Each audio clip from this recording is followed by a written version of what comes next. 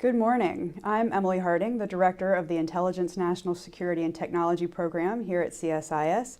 Today I am very pleased to have the Kenyan Principal Secretary of the State Department for ICT and Digital Economy, John Tanui, as our very first guest in our new Cyber Leaders series. John Tanui is focused on a range of cyber initiatives for Kenya, including data privacy, cybersecurity, and adoption of emerging technologies.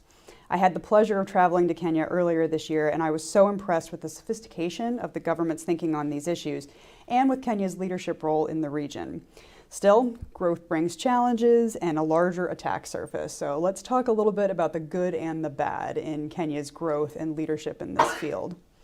So first of all, what do you think Kenya has done right? How have you emerged into this leader in the region, and what are the next steps in your cyber efforts? First, thank you, Emily, for having me here today. This is a very important conversation for us from the African continent and Kenya in particular. The growth of digital space, the digital economy, is an interesting space that we are seeing growth and data showing for the last 10 years. Digital space has been growing almost twice than the overall economy. So it's for this reason that we are paying huge attention as a country and also as a continent on the emerging digital space. We are working on building the right infrastructure to ensure that we increase our participation in the digital space. You can see across the continent we are concerned about connectivity, both global connectivity through submarine cables to see how the continent can be connected. We are looking at how our countries can be connected. Kenya is looking out to enhance connectivity in the country, adding additional 100,000 kilometers to ensure that every part of the country is connected with broadband connectivity. At the same time, we are digitizing and automating our services, ensuring that citizens can access government services online. We are also enhancing awareness to our citizens, whether SMEs, large companies, smaller companies, to adopt digital infrastructure, to adopt online processing of their services and reaching out to their customers. And government is leading by being a leader in digitization.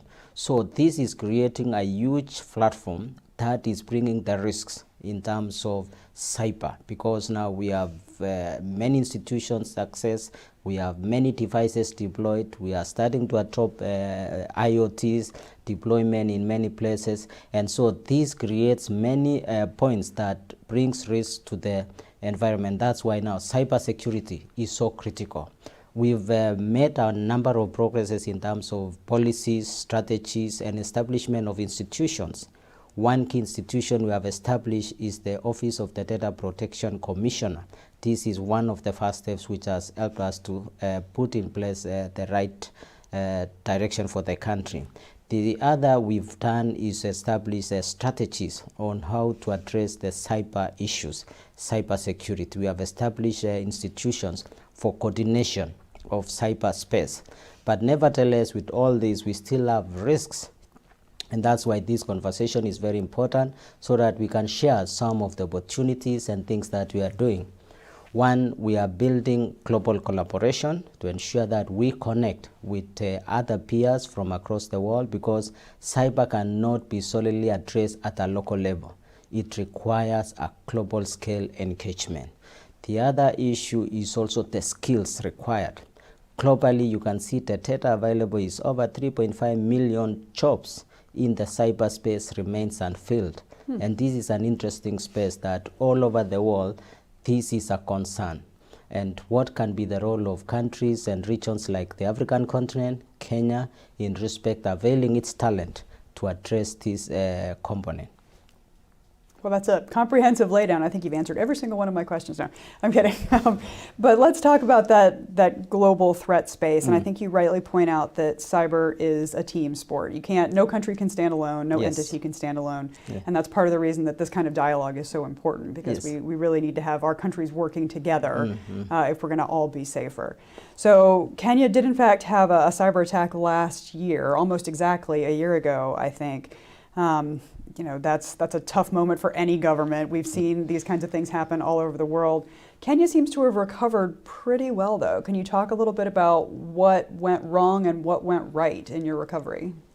Yeah, one is from end of 2022, we embarked on an accelerated movement of citizen-facing services to be on a digital platform. We started in Kenya with services about 350 being available online.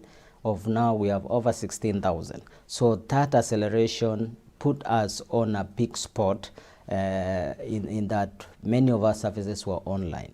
So we also realized during that time that we had not fully put in place sufficient human resource to help us work on this. So when we had a DDoS attack in Kenya, it impacted a number of services during that time. It impaired the access to some of the government services. It also affected some financial systems in the private sector. But we were very proud of the actions that we were able to bring both private sector and the public sector teams to work on addressing these issues.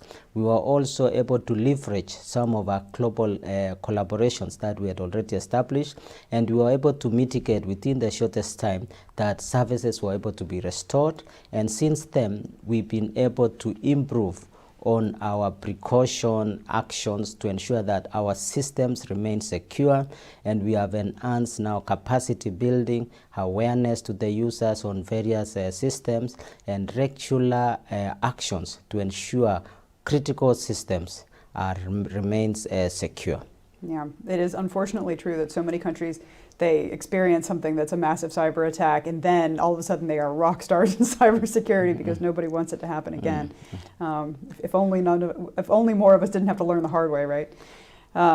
It sounds like a pretty rapid and collaborative recovery. Can you point to any particular partnerships that were super useful as you went about that recovery? First, within the country, we have enhanced collaboration, both private and public sector.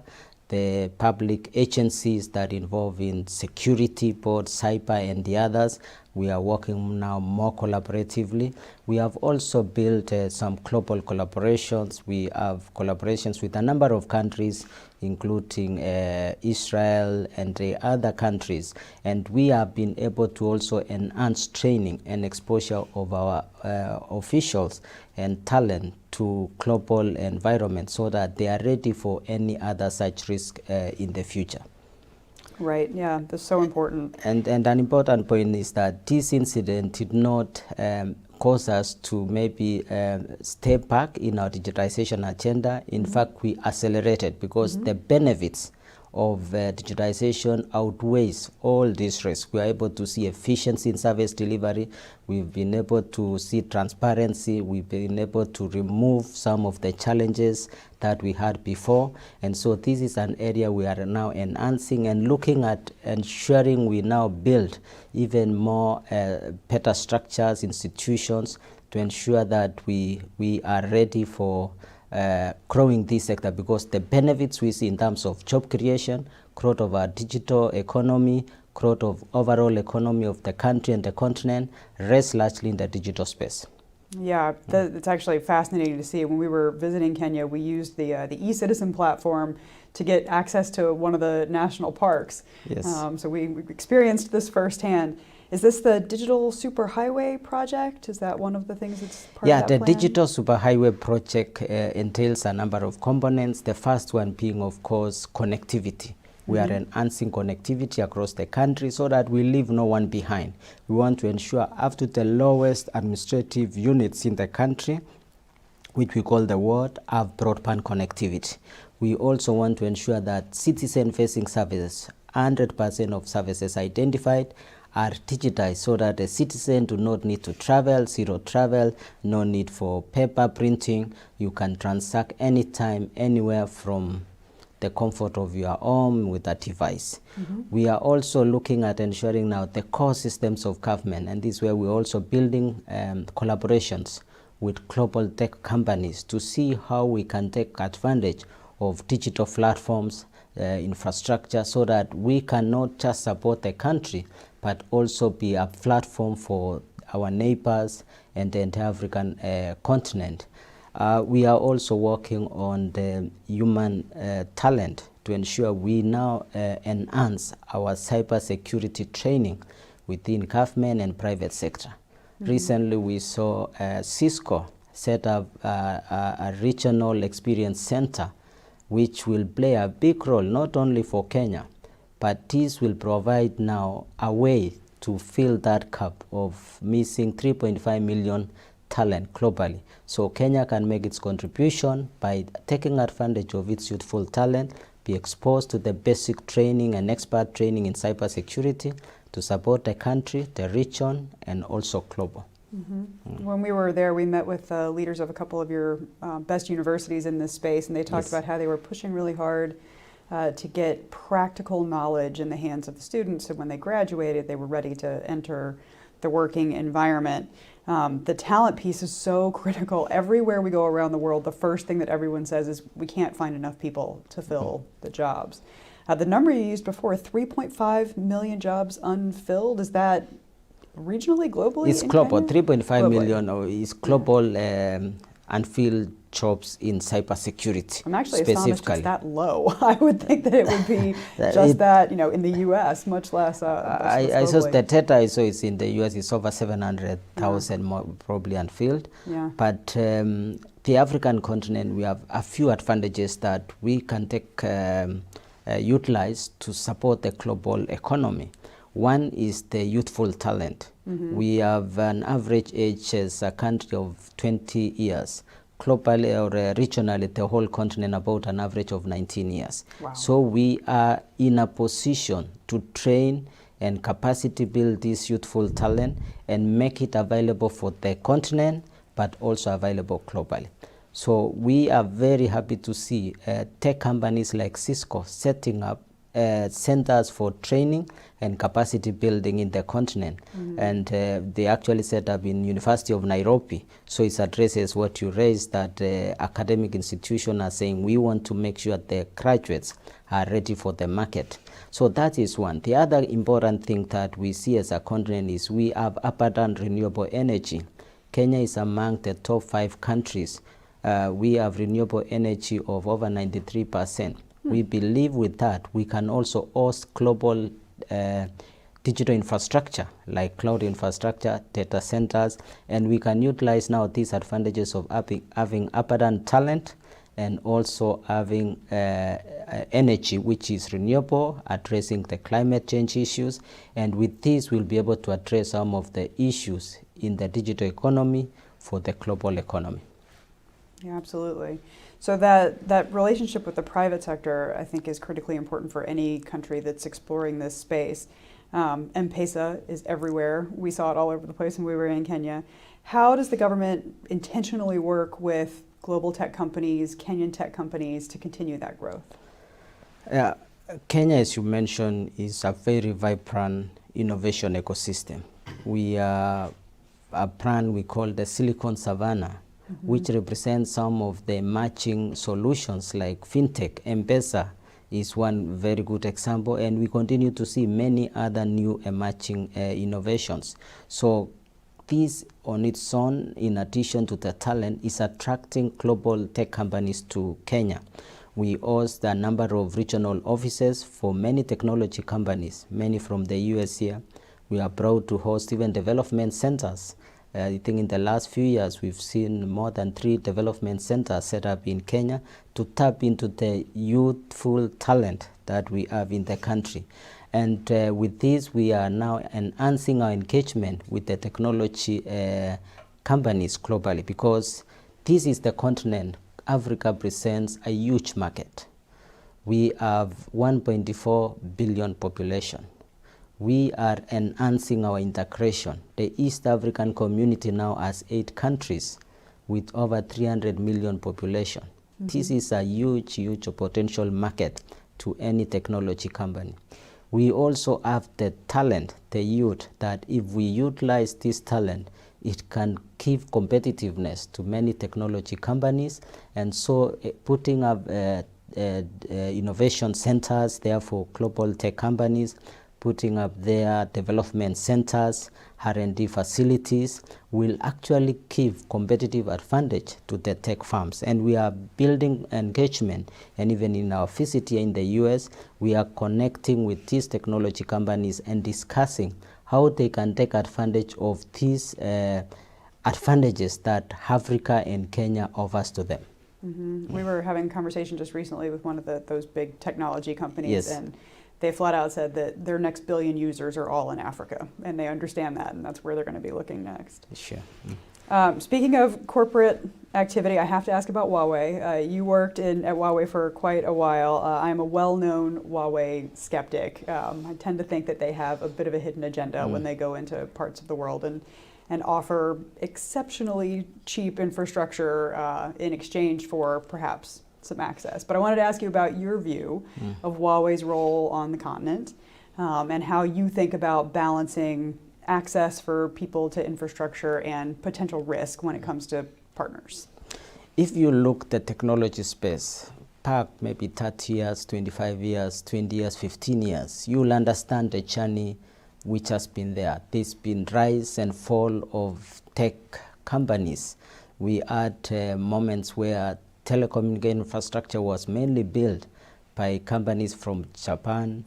It came, we had from Europe, US, and there were moments that dynamics changed, and we saw the rise in the East, and that's in the early 2000s. Those are the moments we saw companies like Huawei enter the African continent. And through that, of course, as a young engineer also, we had just finished university looking for opportunities where to add and grow my knowledge, and you found some of this. There was that time, probably could call it a young company, and had opportunity to learn and sharpen my technology skills. So that's how I entered, and many other young people, of course, look for opportunities like what I called at that time. And we are looking at the growth of tech companies in Europe, in US, and we're encouraging to come to the continent. The continent is ready and available to collaborate. And we have youthful talent who are really ready to support especially the emerging companies. So that is the ecosystem that we have, and we think this is a very dynamic space that even 2 years, 5 years, 10 years, new dynamics will come into place. So as an engineer participated in the growth of Kenya's telecom industry, I see huge opportunity even for newer companies, and also even companies like you mentioned Huawei. They played some role in the infrastructure, but of course there are concerns what you're raising, but they have made also their contribution. But what we are looking at is what do we do going facing the future. We have a huge market, we have a talent, and Kenya and African market presents a huge opportunity to all tech firms. I can't fault Huawei for seeing opportunities and grabbing onto them. They certainly were quicker onto this game than U.S. companies were. And I think that one thing that we have talked to our government about quite a bit is trying to be present and provide opportunities that are alternatives to things like Huawei infrastructure whenever we get the chance. But you know, I think they've been very smart about the way that they have developed some of those partnerships. So it's an uphill battle for the U.S. So now, we are here in the U.S. for conversations on how to advance the digital space in the continent and globally, and we are ready for good announcements, engagement with tech companies. We've been in good conversations, and we are very excited to see what's going on. I mentioned the Center of Experience set up in the university by Cisco. We are very happy to see that. We are looking forward to see more commitments, whether it is connectivity, global connectivity through submarine cables, whether it is terrestrial connectivity in the country, whether it's locating some global cloud infrastructure in the continent, whether it is establishing manufacturing bases in the continent, in the tech space. We believe the continent also have a role to support the global economy in these emerging areas like semiconductor sector and industry, which is going to be even more competitive. Probably that is where we will look forward to America taking advantage being a first lead and positioning the continent as a strategic partner and a player so that we shape the future jointly. Mm-hmm. I hope all of our Commerce Department and State Department listeners were paying close attention to that last comment. Yeah. You mentioned the undersea cables, and I think this is one of those sleeper issues that until you really focus on the global network of undersea cables, you don't really understand how information moves across the planet. From what I understand, Kenya has been fairly strategic about the undersea cable linkage between it and the rest of the world. You want to say a little bit about that? Yeah, we have great interest in being a key player in the digital economy because we think we have the talent, we are well positioned, and both geographically and bureaucratically, yeah. Yes, and we have friends in the EU, in the US, and globally, and we think we need to be connected. Mm-hmm. Kenya took the first step, was actually an investor in one of the first submarine cables linking Kenya and the UAE. That's through a Teams cable. And we've seen other many cables land in Mombasa coast, about 6 cables already operational, 2 more are almost ready. So this is a space that we would like to encourage global partners to come and see how can we connect the African continent. And we need diversity with the recent incidences where cables got cut or damaged, really impacting the communication and the quality and capacity. We think we need more capacity connected at different parts of the African continent. We also need to interconnect through the land at the various points, the East and the West Africa, the South Africa, so that we become more resilient. So there is huge opportunity for investing in the connectivity space. Yeah. Resilience really is the key there. Yes. Every time one of the cables gets cut, the shock waves are rather dramatic, and it's not something that's going to stop happening. And I think that bad actors understand that that's a potential vulnerability. So, creating that resilience, having 6 instead of 2, is really quite important. And it's an investment opportunity. So equally, it is an exciting space that we invite global tech firms to consider. We are happy to see there are a number who have already started doing something. We're expecting to hear more announcements in that space, but there is good opportunity for investment there. Fabulous. So let's talk about the regional picture here in just a second. I do want to remind our audience that we have the ability to read the questions that you write in on the website. So go there and type in your question. They'll pop up here on the screen in front of me, and we can engage in those in just a second. But first, let's talk about that regional picture. We already discussed how cyber is a team sport. Kenya has great relationships around the region. You mentioned the EAC. How do you see those regional partnerships developing to enhance cybersecurity, fight cybercrime in the region? So it's going to be very critical for us to work as one, especially in the various regional blocks. We have East African community, we have also blocks in South Africa, West Africa, because the first defense towards cyber is the talent. What skill or professionals do you have to prepare for such? So we want to see that we establish centers of excellence in cybersecurity. And we want to reach out also to our friends, the US and the others, to consider as they look at the global cybersecurity ecosystem and what efforts needs to be put in place, what facilities need to be located. They can consider regions like Kenya so that they can put a cybersecurity hub which we can use as a platform, as a region and as a country, so that we can play our role to contribute to a safer digital space. We have also enhanced our connections within the continent. We recently had 2 events in the last 2 months. One was a Connected Africa Summit, where we invited the African continent to have a conversation on matters of connectivity, ICT-related issues, and we had representation of almost 40 African countries. We had about 14 ministers coming out with clear directives in how we can work more collaboratively as colleagues, as countries, in addressing some of these emerging issues. We also think we need to reach out to the global partners and build, whether with the EU, with the US, and build stronger collaborations that can support us in building the right capacity. Yeah. I know this is a high priority for the Biden administration too. It was featured in the national cybersecurity strategy, and I know they were putting a lot of emphasis on trying to develop those regional partnerships. We're getting some really good questions in from the audience. So let's see. First of all, we ask about the dark web and crimes associated with the dark web. This is from Stephen Rodich, I hope I'm pronouncing your name right, an IT professional. He says, what measures are you taking to combat the dark web and crimes associated with the dark web in Kenya? So one is awareness training that we are doing to enhance the awareness of the various stakeholders, the agencies responsible for cybersecurity in the country, and linking the cybersecurity agencies. I had mentioned earlier we had another event where we had the data protection agencies meet in Nairobi. We had 18 countries represented to have these conversations on all the areas of cybersecurity. We are also looking at how to build capabilities beyond the continent, like what I mentioned, our collaboration with the Israel Cybersecurity Agency, the Directorate of Cybersecurity.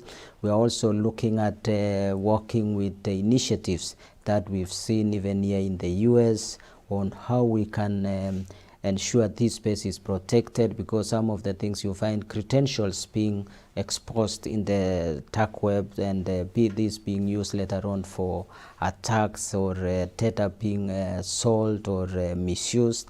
So these are some of the initiatives that we want to ensure we tighten, and we believe global collaboration is the best effort that can address this issue.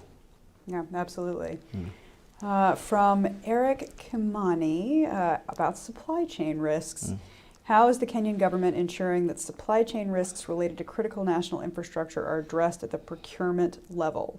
In particular, procuring equipment from states that have been involved in malicious cyber attacks against other nations. I know this supply chain question is for every single country in the world. And if you know the answer to this question, please let me take copious notes, because we are trying to figure this out as well. But how are you thinking about supply chain risk? Yes, supply chain has become a global concern issues. I think COVID-19 really taught us the basics and the importance of looking at our supply chain issues. The geopolitics and the global wars, the war in Ukraine, really affected, and we really need to rethink of business continuity, not only in cybersecurity, but almost in everything. So how to ensure that we build resilient systems, how do we build capabilities across the world so that we are not dependent on one region. And some of the things we're looking at is how do we collaborate on technology, so that technology and capabilities are not concentrated in very limited places, that should there be risks, we can be impacted globally. So this is also an opportunity that we're presenting to our friends even here in the US. Consider locating some of the advanced research capabilities in the African continent, so that we can work together to shape the future.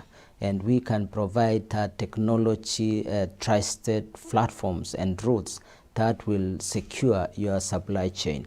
We are also looking at the manufacturing, that besides the research and development component and research labs being located across the world and locations like Kenya and parts of the African continent, we're looking at manufacturing so that you do not depend on products and solutions from certain locations. With the abundant energy, renewable energy, youthful talent, we believe we can be able to play a role in securing the global supply chain. On the issues of tech and ensuring we have products that is available from various sources, Kenya is ready to bring its universities, research facilities, and work with some of the world-leading technology and labs, which US really is a leader, global leader in technology. And Africa presents a trusted partner, and Kenya in particular, to work with the US to ensure that this issue of supply chain diversification can actually be realized in a shorter time. Yeah, that sounds like a really strong potential area for growth and partnership, absolutely. I know that on the software supply chain front, SolarWinds was a huge wake-up call for not only the U.S. but the planet, and trying to figure out that security of software, secure by design, is something that we're also pushing very hard in the U.S. to try to get to that question as well. And maybe also to comment, to see companies like Microsoft, they have set up development center in Nairobi. Amazon Web Services have set up a development center. That's a way of actually addressing even issues of supply chain, because you have talent across the world who can contribute to ensuring that products, now even software is a product that can be available and cannot be impacted if there's any of the issues like COVID-19 or geographical issues like what we had in Ukraine, that you have diversified sources to address your supply chain. Exactly, yeah. I have to give you the opportunity to talk a little bit about Kanza City, because this is such a cool concept. And on my next trip to Kenya, I definitely want to go down there and see it. Welcome. What is the idea behind Kanza City? As a country, Kenya, from as early as 2002, 2003, we started looking at how we can position ourselves in areas like business process outsourcing, to be able to support the global economy on that back office jobs or IT-enabled services. That's when the concept of establishing an ICT park was thought of. And as time went, we thought just an ICT park was not sufficient. We look at using Kanza Technopolis as a means of transforming the country, bringing in innovation, technology, and the components of knowledge economy. So we had engagement with global partners. Actually, Kanza Technopolis was designed. The master plan was developed by an American company, led by a consortium of several companies, but led by Tetra Tech, an American company that who conceptualized, and some of the technology companies. So it's one of the most well-planned cities, we could say, in the country and the continent, because we have planned and designed without population. Most of the other urban developments have come as a result of other things, and you find the population is already there, so you are retrofitting and bringing the services, but this is where you are doing it at ground zero. We are now building global partnerships also to ensure we lay now this as a platform for a global technology collaboration. This is a place that we can have global research facilities located there. We can have new facilities looking at these emerging spaces in the digital economy, the creative economy, the digital media, and so forth. So it's a very vibrant place. We are also working globally. We are a member, Kanza Technopolis is a member of International Association of Science Parks. It brings over about 400 similar places of science parks, places of innovation together in over 80 countries. And we are happy this year, Kanza Technopolis is hosting the 41st World Conference in Nairobi. And we invite all those who are in science space to join us to have this conversation. And we are looking about how the issues of demographics and future shaping, how it can shape the future. So we want the conversations on science, issues of innovation, issues of technology, and that's what Kanza presents to us. Well, I want to thank you so much for your visionary leadership in this space, and for the way that Kenya is approaching this as a real optimistic approach, but also sort of a realistic look at the threats that are out there and trying to adapt to them. Any closing thoughts you'd like to end with? I'm closing by saying Africa as a continent represents the future. It's projected by 2050, probably we have 2.5 billion population. That's a market no one can ignore. At the moment, also for global issues, global challenges, be it climate change, be it the lack of talent, Africa can help to fill this, even the supply chain diversification requirement. So we are ready as a continent, we are ready as a country to have collaboration in the space of technology. With the emerging issues of cybersecurity, we believe also we can be able to fill the missing gap in terms of the talent by setting up centers for skills and capacity development. We can also locate infrastructure like cloud computing infrastructure, hyperscale data centers in the continent, and we can enhance the connectivity, and the future, the digital space, can be secured jointly with global collaboration, which we look forward to working closely with our friends and the tech companies here in the US. Thank you very much. Of course, and I want to say thank you for coming and spending some time today. And to those of us who are watching out in the world, I want to highly recommend a trip to Nairobi to check things out. It is a bustling and wonderful place. And thank you very much to our tour guide, Quick, who showed us a hidden side of Nairobi, and our tour guide in the national park, Mohammed, who taught us that insurance companies don't cover damage from rhinos. He did not want to get too close to a mama and a baby rhino because he was like, oh, they're going to hit my car and the insurance company will not cover it. So go check it out. Lots of exciting things happening. Welcome to Nairobi. Let's go to Kenya. Yeah, it'd be fabulous. Thank you. Thank you so much for being here today, and good luck with the rest of your trip. Thank you, Emily.